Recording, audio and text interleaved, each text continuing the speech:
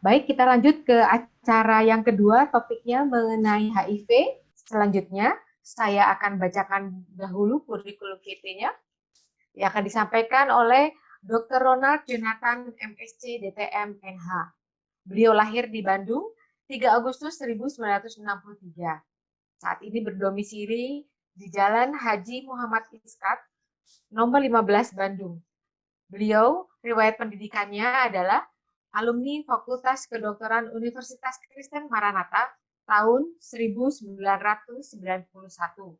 Kemudian di tahun 1998, Master of Science dari Tropical Medicine, London School of Hygiene and Tropical Medicine. Kemudian di tahun 2001, Master of Science Clinical Epidemiology Erasmus University Rotterdam. Adapun riwayat pekerjaannya, beliau dokter PTT di Timur Timur tahun 1992 sampai 1995. Kemudian beliau bekerja di Rumah Sakit Immanuel tahun 1995 sampai tahun 2004. Pada tahun 2005 sampai 2007, beliau konsultan HIV/AIDS WHO Jawa Barat, dan dari tahun 2007 sampai sekarang sebagai trainer nasional untuk tata laksana HIV dokter umum dan konselor HIV. Kepada Dr. Ronald Jonathan, kami persilahkan. Ya, selamat siang Ibu-ibu dan Bapak-Bapak sekalian. Terima kasih untuk Dr. Yulia, Dr. Herman untuk undangannya, memenuhi undangan untuk bicara di forum yang berbahagia ini. Terima kasih juga untuk Dr. Susi yang sudah memperkenalkan saya. Saya akan share screen. Kita akan bicara saat ini soal HIV, ya. Kebetulan 1 Desember adalah Hari HIV, jadi untuk tahun 2020 temanya adalah Global Solidarity and Shared Responsibility. Oke, sekarang Anda tulis saja ya, nanti ada tebak-tebakan supaya nggak ngantuk. Oke, kalau yang ini semua udah tahu ya, Freddie Mercury, penyanyi yang terkenal dari Queen, yang terkena HIV. Mungkin di zaman kita, saya sejaman ya dengan teman-teman 84, saya sebenarnya angkatan 82 kalau di Maranatha. Nah, kita segenerasi, rasanya rasa musiknya nggak beda jauh deh, ya. Oke, sekarang coba tebak, tulis aja di chat ya. Ini HIV-nya positif atau negatif? Baby ini. Lanjut ya. Kalau yang ini gimana? Obes loh orangnya. Positif atau negatif? Ditulis saja ya di chat. Kalau yang ini cakep loh. Positif atau negatif? Kalau yang ini positif atau negatif? Dia HIV positif atau negatif kalau yang ini? Kalau yang ini six pack loh.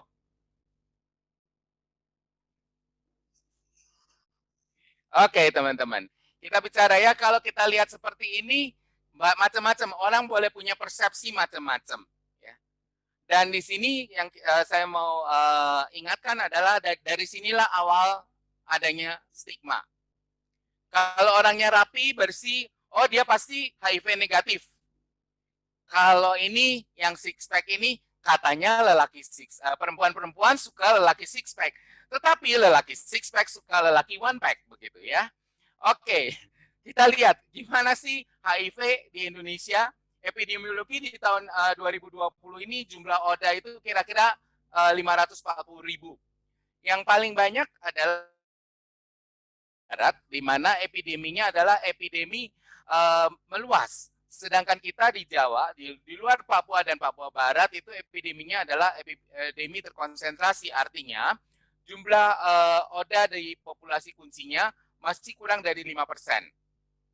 Sedangkan kalau di Papua dan Papua Barat itu di ibu rumah tangga itu sudah lebih dari 1%. Dan dua kelompok terbesar yang terkena HIV di Indonesia saat ini adalah, satu adalah lelaki seks lelaki atau yang kita kenal dengan gay, dan yang kedua adalah yang mengejutkan adalah ibu rumah tangga. Kita sudah membedakan loh ya antara ibu rumah tangga dengan ibu rumah tangga plus dengan pekerja seks langsung, tidak langsung, itu sudah dibedakan ya. Nah, dari Januari sampai Juni 2020 kita bisa lihat bahwa usia yang paling banyak terkena adalah antara 20 sampai 49 tahun ya. Yang paling banyak itu 25 sampai 49. Jadi ini menunjukkan bahwa yang terkena itu adalah kalangan produktif ya, dan kalangan juga yang artinya mereka sexually aktif biasanya ya. Oke, target dari dari pemerintah saat ini adalah free zero in the year 2030 ya. Zero new HIV infection, jadi tidak ada orang-orang yang terkena HIV baru. Kemudian zero AIDS related death, kematian yang berkaitan dengan AIDS, dan yang penting adalah zero discrimination. Ini PR kita juga buat kita semua, termasuk untuk tenaga kesehatan ya. Sekarang agak mending ya dibandingkan ketika saya mulai di tahun 2004. Nah, dan target itu diwujudkan dengan gimana? 90% dari orang yang HIV tahu bahwa dirinya itu HIV positif. Gimana caranya? Perbanyaklah tes. Makanya tadi saya tanya, Anda sudah mau dites nggak? Gitu ya. Nah, 90% yang terdiagnosa itu, artinya yang HIV positif, on treatment. Jadi 90% tahu statusnya, 90% dari yang tahu status HIV-nya mendapat pengobatan ARV, dan 90% yang mendapatkan pengobatan ARV itu virusnya tersupresi atau yang kita kenal dengan undetected. Ya. Nah, sekarang kita masuk, apa itu HIV? HIV adalah Human Immunodeficiency Virus, yaitu virus yang menyebabkan daya tahan tubuh kita menurun. Ya. Dan sasarannya adalah, targetnya adalah yang kita kenal dengan sel limfosit atau limfosit T, yang kita kenal sel, yaitu sel CD4 ya, dari sel T ini. Sel CD4 adalah, kalau perang itu adalah tentara itu adalah jenderalnya, jadi itu yang diserang oleh HIV ya. Nah, penularannya bagaimana? Harus ada orang yang HIV positif baru bisa menularkan ke orang yang HIV negatif. Namanya juga penyakit menular ya. Nah, HIV itu ada di mana saja? Satu, ada di darah, dua, ada di cairan sperma, 3 ada di cairan vagina, 4 ada di air susu ibu, dan yang juga jumlahnya cukup tinggi adalah di mana coba? Di cairan amnion. Nah, tempatnya dokter Semi kerja ya. Cairan amnion ternyata kadar HIV, kalau misalnya pasiennya HIV dan belum minum obat, belum minum ARV, biasanya lumayan tinggi tuh ya. Tapi untuk kita masyarakat umum, yang penting adalah darah, cairan kelamin, dan air susu ibu. Cara penularan gimana? Dari darah yang tercemar ya, itu adalah pada pengguna narkoba suntik. Tahun lalu itu ada survei terpadu biologi dan perilaku STPP ya, pada remaja-remaja pengguna narkoba suntik baru. Yang mengagetkan adalah 90% dari mereka sudah kena hepatitis C. Kalau hepatitis C sudah datang, berarti HIV sebentar lagi datang. Jadi ini adalah terutama pada penasun atau pengguna narkoba suntik. Kemudian hubungan seks yang, saya nggak suka bilang hubungan seks yang tidak aman. Kalau hubungan seks tidak aman, masa ML dijagain satpam ya. Jadi hubungan seksnya adalah terproteksi bahasanya ya. Bisa heteroseksual, homoseksual, dan biseksual. Homoseksual di sini adalah gay. Lesbian itu aman.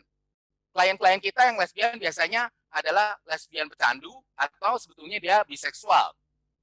Kemudian dari ibu yang HIV positif ke bayinya, nah itu bisa kena di intrauterin, ya, bisa durante partum dan laktasi, ya. Nah ini tadi kaitannya dengan perempuan, ya. Hubungan sosial bisa menularkan HIV enggak?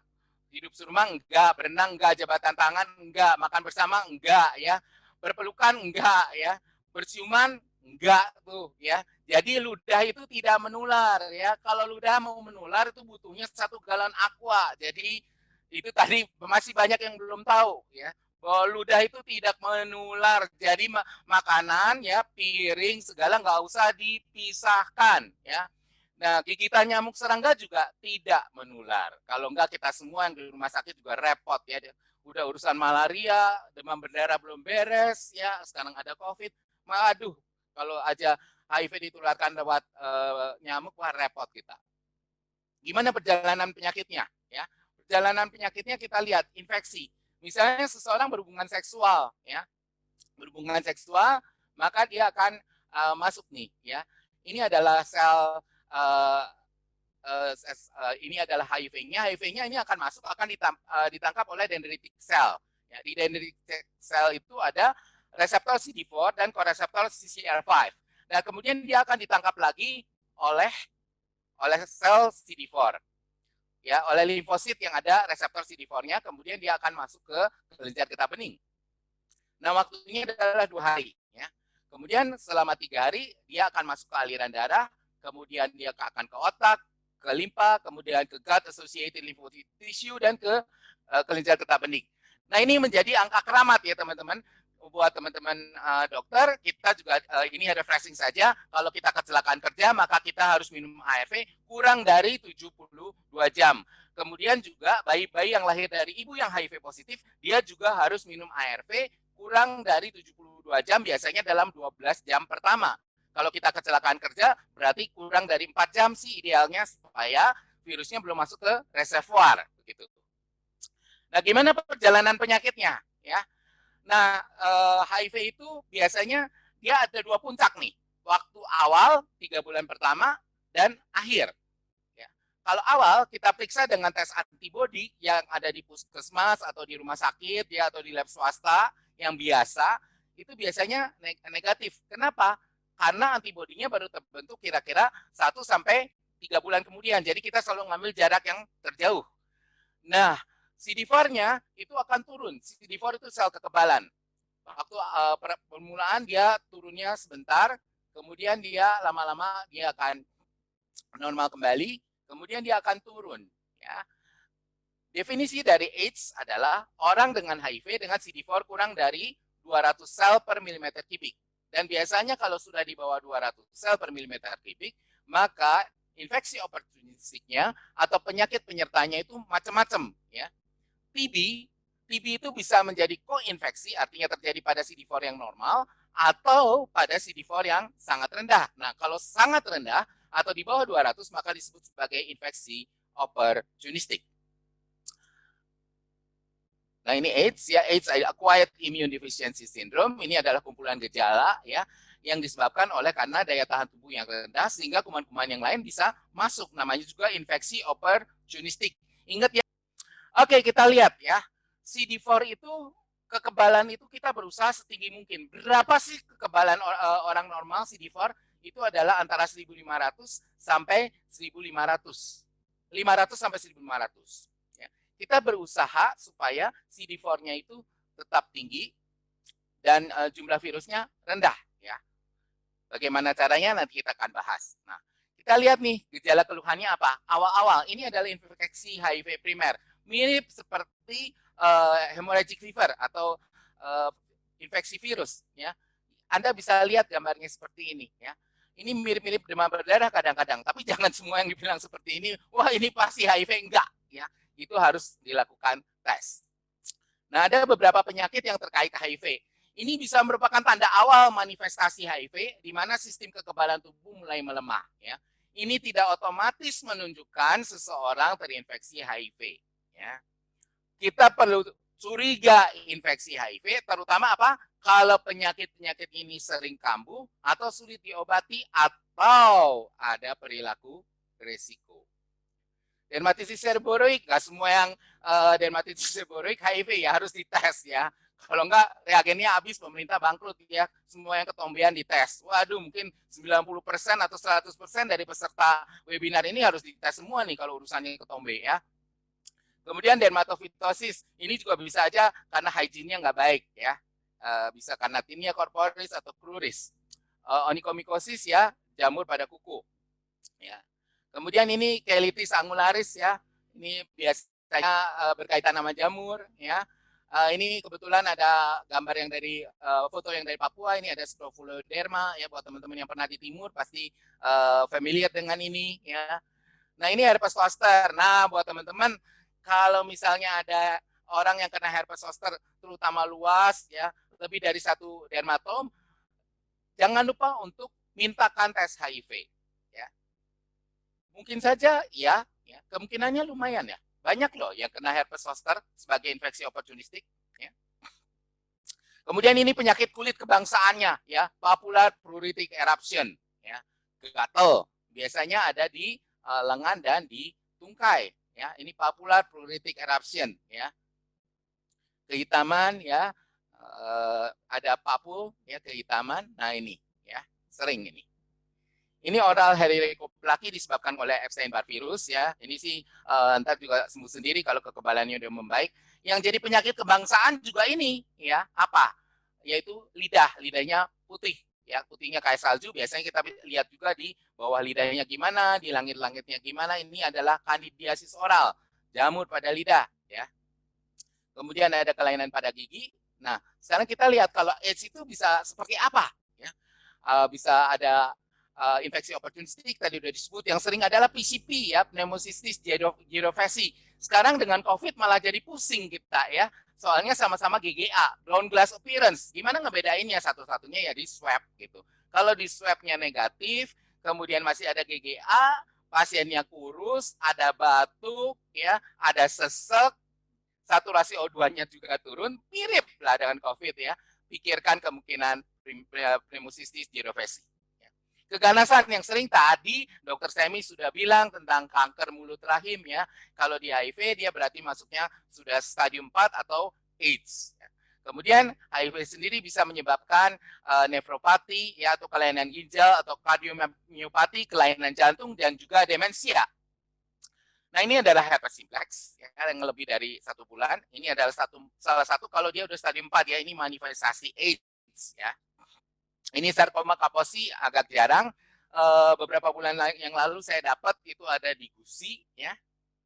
Kemudian di TB ekstrapulmonal, ini TBC. Nah, TBC juga ada penyebab kematian ya. Sepertiga ODA itu meninggal itu disebabkan karena TBC ya. Baik TBC paru maupun luar paru. Yang sering itu adalah TB kelenjar ya kalau luar paru ya. Kemudian wasting syndrome ya. Jadi ini adalah dia kurus sekali ya kalau wasting syndrome ya. Orangnya kurus ya. Nah, ini ya. Atau yang kita bilang sindroma lunglit ya, balung kulit ya. Ini kurus banget, ini di stadium 4 biasanya. Nah, yang kita harus waspadai adalah juga pasien yang pasien yang demam lebih dari sebulan ya, kita nggak tahu penyebabnya apa. Mungkin kita masih ingat kalau yang kita dulu di FK kita belajar fever of unknown origin, salah satu DD-nya sekarang ditambah dengan HIV ya. Kemudian ini kalau udah AIDS ya, ini ada toxoplasma cerebri, itu adalah neuroinfeksi yang paling sering. Ini adalah hobinya Dr. Rizal ya, nanganin tokso, kadang kita tandem ya. Kemudian juga Cryptococcus, sekarang tahun lalu lumayan banyak. Obatnya ini yang agak susah ya, sempat stock out juga amphoterisinnya ya. Kemudian cytomegalovirus atau CMV bisa menyebabkan kebutaan. Jadi kalau stadium klinisnya sebetulnya HIV itu dibagi menjadi 4 stadium, dan HIV stadium 4 itu yang disebut dengan AIDS. Teman-teman ODA sekarang tidak suka dibilang ODA, mereka minta dibilang ODIF karena AIDS itu identik dengan kematian. Jadi ini 4 stadium ya. Jadi nanti bisa dibaca sendiri ya buat teman-teman kalau yang mau lebih memperdalam atau mau refreshing lagi ya tentang stadium-stadium HIV. Gimana sih taunya seseorang terinfeksi HIV ya? Tadi saya udah tanya ya dengan berbagai macam profil orang ya. Banyak orang yang terinfeksi HIV terlihat dan merasa sehat ya. Orang yang terinfeksi HIV tidak tahu bahwa dirinya sudah terinfeksi HIV. Jadi satu-satunya cara untuk mengetahui seseorang terkena HIV adalah tes HIV.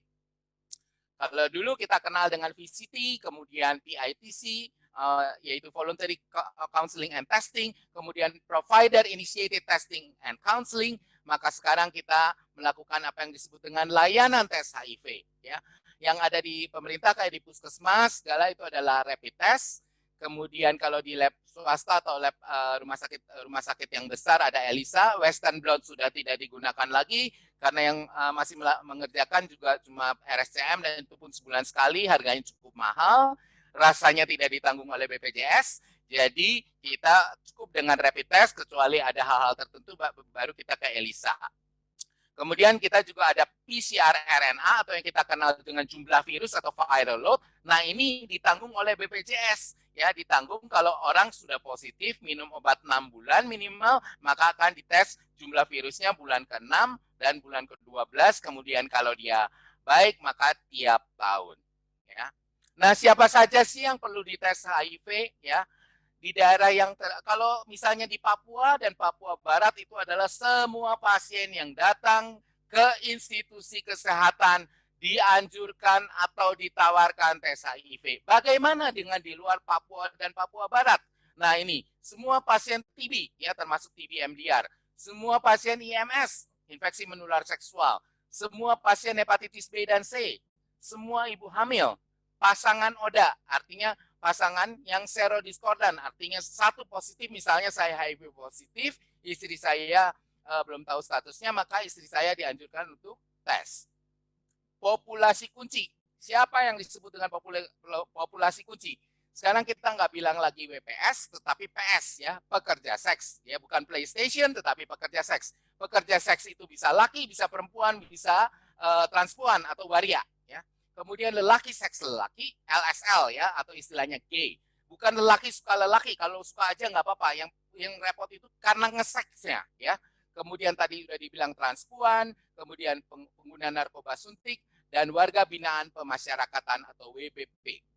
Dan satu lagi, Ibu Nafsiah Boy selalu mengingatkan, jangan lupa dengan LBT. Apa? Lelaki berisiko tinggi ya. Bilangnya adalah 4M ya, man, macho, mobile, dan apalagi man, money, mobile, dan macho. Tapi yang penting dia punya duit gitu loh ya. Kemudian yang mau sirkumsisi orang dewasa juga dimintakan untuk tes HIV dan ditawarkan kepada pasien, atau bukan ditawarkan sekarang, dimintakan kepada pasien yang menunjukkan tanda dan gejala penyakit yang mungkin terkait HIV atau AIDS tanpa memandang tingkat epidemi HIV di daerah itu. Jadi kalau kita curiga tokso atau cryptococcus atau ada meningitis saja sekarang, ya sudah, biasanya juga sudah dimintakan untuk tes HIV. Gitu. Nah, tesnya itu adalah gimana? Kalau saya ke laboratorium, kalau saya diperiksa darah saya, kalau saya non-reaktif, maka saya dinyatakan negatif. Itu dengan satu rapid. Kalau seseorang dinyatakan HIV positif adalah kalau pemeriksaan dengan 3 metode yang berbeda, itu hasilnya tiga-tiganya reaktif, baru kita bilang positif. Ya. Nah, sekarang ada jalan keluar nggak? Ada dong. Ya, sekarang kita bisa memberikan yang namanya terapi antiretroviral, teman-teman. Ya, terapi ini highly active antiretroviral terapi. Ya, tujuannya adalah supaya jumlah virusnya turun. Ya, dan jumlah obatnya itu adalah 3. Ya, jadi artinya setiap regimen itu ada 3 macam obat. Ya. Obat-obat ini sudah ada di Indonesia, ya. Masih ada yang diimpor, ada yang sudah dibuat oleh Kimia Farma. Cuma bahannya masih dari India. Jadi kemarin sempat macet itu obatnya ya, karena bahannya dari India. Kita itu bisa produksi, tetapi kita belum bisa bikin bahannya. Jadi kita ini kayak maklun ya istilahnya. Nah, ini adalah obat-obatannya ya, yang digunakan adalah ya tenofovir ya, lamivudin ya, kemudian sidofudin, kemudian ada efavirenz dan nevirapin, yaitu beberapa nama obatnya. Mungkin teman-teman familiar kalau tenofovir dan lamivudin juga digunakan untuk hepatitis B kronis. Obat ini harus diminum dengan teratur sehingga virusnya bisa turun ya, virusnya supaya bisa turun. Jadi kata kuncinya kalau di HIV adalah adherence atau kepatuhan. Karena obat ini diminum seumur hidup dan harus diminum tepat waktu.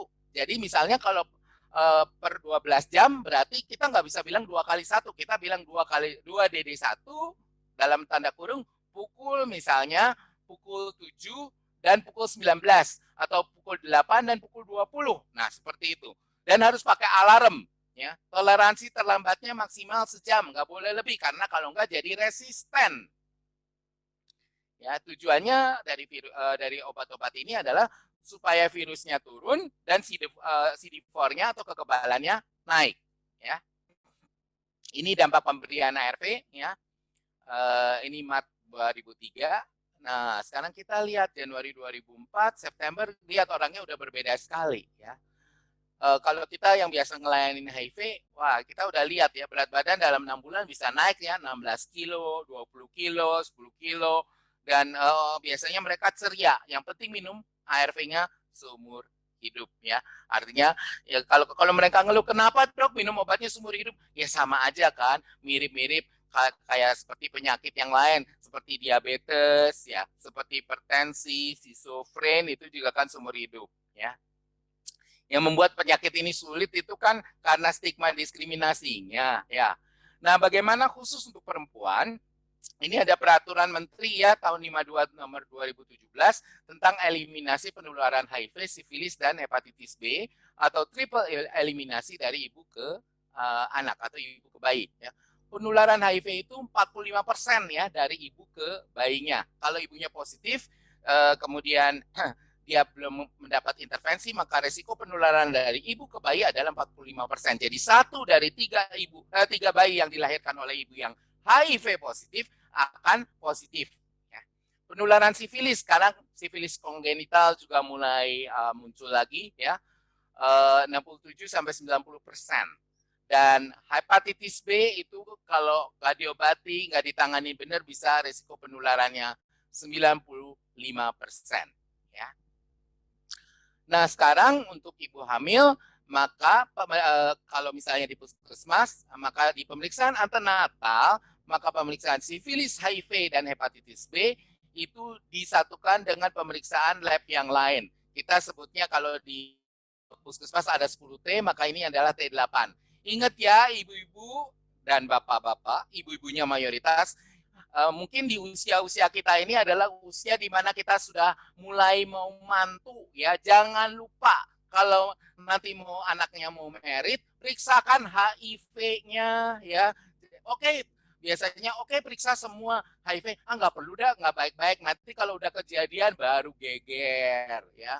Kita selalu pikir, oh kita orang kesehatan, kita imun. Oh enggak, teman-teman. Saya juga kebetulan nangani teman-teman yang lain atau keluarga sejawat yang kena ya, baik itu dokter gigi, perawat, farmasi itu ada. Jadi sebelumnya dites dulu. Kira-kira 3 tahun yang lalu saya juga melatih 50 penghulu di Kota Bandung karena untuk supaya mereka memberikan konseling sederhana kepada pasangan yang akan menikah supaya mereka mau memeriksakan diri untuk tes HIV di puskesmas. Gratis loh teman-teman ya. ARV juga gratis, mau BPJS nggak BPJS gratis ya. Jadi nggak ada alasan untuk nggak periksa seperti itu. Jadi kalau misalnya gengsi ke lab swasta, oke periksa, tambahin jangan lupa HIV-nya ya. Kalau nanti hasilnya 1 positif 1 negatif boleh nikah nggak? Ya boleh-boleh aja ya. Saya sendiri juga udah beberapa kali diundang oleh pasangan yang positif dan negatif begitu. Ya pasangannya sampai sekarang belum terkena, anak-anaknya juga negatif ya. Anak itu tergantung ibu. Kalau ibunya negatif, anaknya pasti negatif. Saya sendiri udah bantu sekitar 60 ODA perempuan ya punya anak dan hasilnya adalah sukses rate-nya 100% ya, anak-anaknya tidak terkena HIV. Ya.